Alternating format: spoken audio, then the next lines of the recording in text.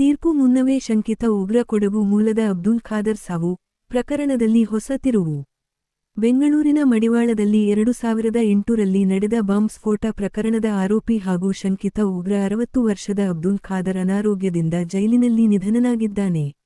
ಪರಪ್ಪನ ಅಗ್ರಹಾರ ಕೇಂದ್ರ ಕಾರಾಗೃಹದಲ್ಲಿ 2010ರಿಂದ ನ್ಯಾಯಾಂಗ ಬಂಧನದಲ್ಲಿದ್ದ ಅಬ್ದುಲ್ ಖಾದರ್ಗೆ ಗುರುವಾರ ಏಕಾಏಕಿ ಆರೋಗ್ಯದಲ್ಲಿ ತೀವ್ರ ಏರುಪೇರಾಗಿದ್ದು, ತಕ್ಷಣವೇ ಜೈಲು ಅಧಿಕಾರಿಗಳು ಅವರನ್ನು ಚಿಕಿತ್ಸೆಗಾಗಿ ಜಯದೇವ ಆಸ್ಪತ್ರೆಗೆ ಕರೆದೊಯ್ಯಲು ಮುಂದಾಗಿದ್ದರು.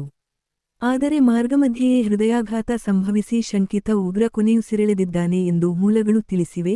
ಹಠಾತ್ ಸಾವಿನ ಹಿಂದೆ ಹಲವು ಅನುಮಾನಗಳು ಹುಟ್ಟಿಕೊಂಡಿವೆ. ವರದಿ: ಗಿರಿಧರ್ ಕುಂಪುಳಿರ, ಕೊಡಗು.